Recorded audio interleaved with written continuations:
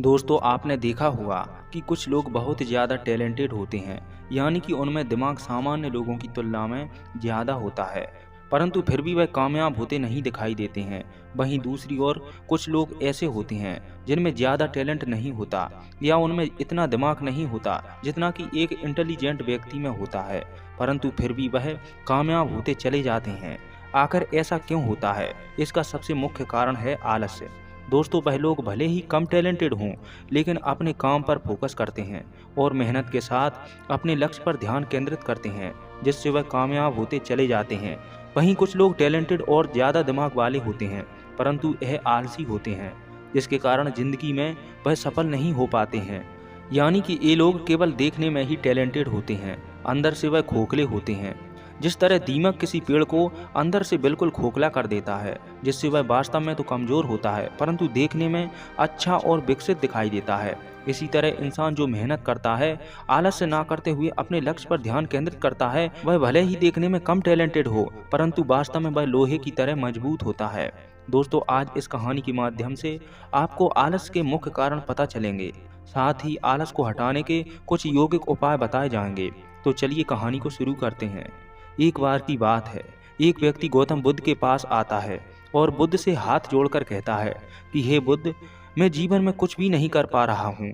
मेरा शरीर और मन आलस्य से भरा हुआ है, जिस वजह से लोग मुझे आलसी और मक्कार कहकर ताने भी मारते हैं। लोग मेरे से कहते हैं कि तुझसे कोई काम नहीं होता, तू हर काम को टालता रहता है, तू जीवन में कुछ भी नहीं कर सकेगा, और भी ना जाने क्या क्या कहते हैं। यहाँ तक कि मेरे परिवार के लोग भी मुझे आलसी आदमी कहकर पुकारते हैं। उस व्यक्ति की ये बात सुनकर गौतम बुद्ध कहते हैं कि तुम्हारे पास इस बात का कोई प्रमाण है कि तुम आलसी और मक्कार हो? तभी वह व्यक्ति कहता है कि हे बुद्ध, मैं सुबह जल्दी नहीं उठ पाता हूँ और हर काम को कल के लिए टालता रहता हूँ। मुझे लगता है कि इससे बड़ा आलसी होने का कोई भी प्रमाण नहीं हो सकता है। उस व्यक्ति की ये बात सुनकर गौतम बुद्ध कहते हैं कि आलस को समझने के लिए हमें यह जानना होगा कि आलस हमारे शरीर में कैसे प्रवेश करता है, किस तरह आलस हमें किसी भी काम को करने से रोकता है। अगर कोई आदमी किसी भी काम में पूरी तरह से ध्यान केंद्रित नहीं कर पा रहा, पूरी तरह से मन नहीं लगा पा रहा, यदि उस व्यक्ति में उस काम को करने के लिए जोश या उत्साह नहीं है, तो इसका कारण आलस होता है। आलस से जोश और उत्साह दोनों के विपरीत होता है। आलस हमारे शरीर में दो स्तर पर जन्म लेता है, शारीरिक स्तर और मानसिक स्तर। इसके बाद गौतम बुद्ध उस व्यक्ति से कहते हैं कि सबसे पहले मैं तुम्हें शारीरिक स्तर के बारे में समझाता हूँ। इसके बाद गौतम बुद्ध ने अपने भिक्षुओं की तरफ इशारा करते हुए कहा कि तुम इनका बैठना उठना देखो। इन भिक्षुओं के चलने में एक अलग ही तालमेल होता है, एक आनंद होता है, एक लय होता है। और जब इनकी बैठने की मुद्रा होती है तो इनकी रीढ़ की हड्डी सीधी होती है और गर्दन थोड़ी सी मुड़ी हुई होती है। और जब भी यह लेटते हैं तो एकदम शांत एवं ध्यानपूर्वक अवस्था में होते हैं। वहीं दूसरी ओर आलसी व्यक्ति का उठना बैठना, सोना, चलना फिरना सभी एकदम भिन्न होता है। आलसी व्यक्ति का चलने का नजरिया झुका हुआ, आलस से भरा हुआ और देखने में उत्साह की एक भी झलक ना दिखाई देने वाला होता है। आलसी व्यक्ति का 70% आलस्य देखने भर से पता चल जाता है। मनुष्य को यदि आलस्य दूर करना है तो सबसे पहले ध्यान में रखने योग्य कदम उठाने चाहिए। सबसे पहले ध्यान में रखने योग्य कदम उठाना चाहिए, वह है नींद। यदि इंसान आवश्यकता से कम नींद लेता है तब भी उसे आलस दिन भर आता रहेगा, और यदि वह आवश्यकता से अधिक नींद लेता है तब भी उसे दिन भर आलस सताता ही रहेगा। इसलिए उसे सीमित मात्रा में ही नींद लेना चाहिए। तभी वह व्यक्ति गौतम बुद्ध से कहता है कि हे बुद्ध, हमें एक दिन में कितनी नींद लेनी चाहिए? तभी बुद्ध कहते हैं कि हम प्रत्येक मनुष्य को हमेशा दिन भर में 6 से 8 घंटे की ही नींद लेनी चाहिए। यदि वह थका हुआ है तो उसे 8 घंटे की नींद लेनी चाहिए। यदि वह थकावट महसूस नहीं कर रहा है तो उसे 6 घंटे की नींद ही पर्याप्त है। इसी के साथ बुद्ध कहते हैं कि मनुष्य के लिए सोने का समय रात्रि को निर्धारित किया गया है, परंतु कुछ लोग दिन में भी सोते हैं, जिससे उनकी सोने की मर्यादाएं टूट जाती हैं, या ऐसे कहा जाए कि उनका शरीर हर समय नींद के लिए प्रोत्साहित करता रहता है, जिससे 24 घंटे उनके शरीर में आलस भरा रहता है। हमें सुबह जल्दी उठना चाहिए। सभी जीव जंतु, यहाँ तक कि पशु पक्षी भी सूर्य की पहली किरण पड़ते ही उठ जाते हैं। हम तो फिर मनुष्य हैं, इसीलिए हमें इस बात का ध्यान रखना चाहिए। यदि हम सुबह जल्दी उठते हैं तो हमारे मन में एक स्फूर्ति होगी, एक ताजगी बनी रहेगी और हम हर काम में अपना मन लगा पाएंगे। यह सुनकर वह व्यक्ति बोला कि हे बुद्ध, परंतु मेरा काम ऐसा है जो मुझे रात में ही करना होता है। रात को ही उस काम को पूरा कर पाता हूँ, जिस कारण मैं सुबह जल्दी नहीं उठ पाता हूँ। तो आप मुझे ये बताएं कि जिन लोगों का काम रात को ही पूर्ण करने का होता हो, ऐसे लोगों को क्या करना चाहिए? वह सुबह कैसे जल्दी उठ पाएंगे? ये सुनकर बुद्ध कुछ सोच विचार करते हैं और कहते हैं कि जिन लोगों का काम रात का होता है उन्हें पूरा मन लगाकर करना चाहिए। यदि ऐसे लोग दिन में भी सोते हैं और एक सीमित समय की नींद लेते हैं तो उनका शरीर और मन आलस्य से बच जाता है। लेकिन रात में जितनी गहरी नींद आती है उतनी दिन में नहीं आती है, क्योंकि दिन में शोर शराबा ज़्यादा होता है, जिस कारण दिन में व्यक्ति शांतिपूर्वक नहीं सो पाता है। इसलिए उसे ऐसे स्थान या ऐसी जगह सोना चाहिए या ऐसे वातावरण में सोना चाहिए जिससे कि शोर शराबा उसकी नींद खराब ना कर सके, जिससे वह सही समय और उचित समय तक ही नींद ले सके। आलस्य का दूसरा कारण होता है हमारा खान पान। कुछ लोग ऐसा भोजन करते हैं जिसमें जान ही नहीं होती, यानी कि ऐसा भोजन जो बिल्कुल ऊर्जा से रहित है। तो ऐसे में आप खुद सोच सकते हैं कि वह हमारे शरीर पर क्या प्रभाव डालेगा, क्योंकि भोजन हमारे शरीर के सभी गुणों को प्रभावित करता है। अक्सर गलत समय पर उल्टा सीधा भोजन करने से व्यक्ति का मोटापा बढ़ता जाता है और एक पतले शरीर वाले इंसान की अपेक्षा भारी शरीर वाले इंसान में आलस्य की मात्रा ज़्यादा दिखाई देती है। इसलिए ऐसा भोजन करना चाहिए जो प्रकृति से सीधा प्राप्त हो रहा हो, जिसमें कुछ ऊर्जा हो।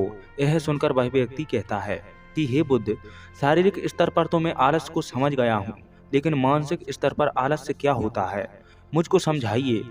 तभी बुद्ध कहते हैं कि जब भी व्यक्ति किसी काम को करता है, यदि उस काम में वह सफल नहीं हो पाता है तो उसका उत्साह और जोश कम पड़ता जाता है, और जब भी वह उस काम को छोड़कर दूसरे काम को करने की कोशिश करता है तो उसका मन उत्साह के साथ उस काम में नहीं लग पाता है, जिस कारण वह नए काम को जोश और उत्साह के साथ नहीं कर पाता है और फिर उसका किसी काम में मन नहीं लगता है, और यही आलस्य का सबसे बड़ा कारण बन जाता है, जिसकी वजह से उसका वह नया काम भी पूरा नहीं हो पाता है, क्योंकि उसमें उसका मन और जोश नहीं लगा होता है। इसके लिए हमें यह समझना आवश्यक होता है कि हमारा पिछला काम जो सफल नहीं हो पाया था, उससे भी हमें बहुत कुछ सीखने को मिला है। उससे हमें एक अनुभव मिला है जो हमें नए काम में लगाना है। इसलिए हम पिछले काम के प्रति नकारात्मक विचारों की बजाय सकारात्मक विचार रखेंगे तो आलस्य हमारे मन से चला जाएगा। मानसिक स्तर पर दूसरा आलस्य का सबसे बड़ा कारण होता है लक्ष्य का स्पष्ट न होना। यह कहकर बुद्ध उस आदमी को कहते हैं कि मान लो तुम जंगल में कहीं पर अकेले फंस गए हो और तुम भूखे हो, तुम्हें बहुत ज़्यादा भूख लगी है, तो तुम क्या करोगे? तभी वह आदमी कहता है कि हे बुद्ध, ऐसे में मैं चारों तरफ खाना ढूंढूंगा जिससे कि मैं अपना पेट भर सकूं। मैं हर तरफ खाने पीने का सामान ढूंढूंगा। तभी बुद्ध कहते हैं यदि तुम्हें फिर भी खाने का सामान नहीं मिला तो तुम क्या करोगे? तभी वह व्यक्ति कहता है कि हे बुद्ध, तो मैं किसी भी तरीके से प्रयत्न करके उस जंगल से बाहर निकलने का रास्ता खोजूंगा, जिससे कि मैं शीघ्र अतिशीघ्र उस जंगल से बाहर आ सकूं। बुद्ध कहते हैं कि चूंकि तुम्हारा वहाँ पर लक्ष्य स्पष्ट है, इसलिए तुम्हें कोई आलस्य नहीं आएगा, क्योंकि तुम्हारे लिए ये पता होता है कि इस समय तुम्हारे शरीर के लिए सबसे ज़्यादा आवश्यक खाना पीना ढूंढना है। यदि तुम नहीं ढूंढोगे तो तुम मर जाओगे, और तुम्हारा लक्ष्य स्पष्ट होता है तो आलस्य तुम्हारे मन में आ ही नहीं सकता है। लेकिन हमारे दैनिक जीवन में हमारा लक्ष्य स्पष्ट नहीं होता है, जिसकी वजह से हमारे मन की ऊर्जा इधर उधर बिखरती रहती है। यदि हमारा लक्ष्य स्पष्ट होगा तो हमें कोई आलस्य, कोई भी ताकत हमारा लक्ष्य प्राप्त करने से नहीं रोक सकती है। और इसी तरह किसी काम को करने के लिए हमारे पास कोई ठोस वजह नहीं होती है तो भी हम उस काम को टालते रहते हैं, जिससे हम आलसी होते चले जाते हैं। हमारे मन में ये बात होती है कि इस काम को करने से कोई फायदा नहीं होगा। इसलिए किसी भी काम को करने के लिए उसकी ठोस वजह जानना आवश्यक होता है। बहुत सारे लोग व्यायाम करने की अहमियत नहीं समझते, क्योंकि वह इसकी वजह नहीं जान पा रहे हैं। वह सोचते हैं कि व्यायाम करने से क्या फ़ायदा। लेकिन जो आदमी ये सोचता है कि यदि मैं आज व्यायाम नहीं करूँगा तो मुझे इस तरह आदत पड़ जाएगी और भविष्य में मेरा शरीर कितने ही रोगों से ग्रसित हो जाएगा, तो ऐसे आदमी के पास स्पष्ट लक्ष्य भी होता है और ठोस वजह भी होती है, और इसीलिए वह लोग व्यायाम भी करते रहते हैं। मानसिक स्तर पर आलस्य का सबसे बड़ा अन्य कारण होता है आलसी लोगों की संगत करना। आलसी लोगों की संगत में रहते हैं, जिसकी वजह से उन आलसी लोगों के गुण भी उनके अंदर प्रवेश कर जाते हैं। यदि आप आलसी लोगों की संगत में रह रहे हैं तो भले ही आप मेहनती इंसान हो, परंतु फिर भी आप उनकी तरह कभी न कभी आलसी बन ही जाएंगे। आलस एक छुआछूत की तरह होता है। आप जितने भी आलसी लोगों से घिरे रहोगे, आप उतने ही आलसी बनते चले जाओगे। जैसे कि कुछ लोग होते हैं जो सत्य पर, ईश्वर पर विश्वास करते हैं। यदि उनमें कोई नास्तिक लोग भी आ जाए तो वह भी ईश्वर पर विश्वास करने ही लगेगा। और वहीं कुछ लोग होते हैं जो ईश्वर पर बिल्कुल भी विश्वास नहीं करते।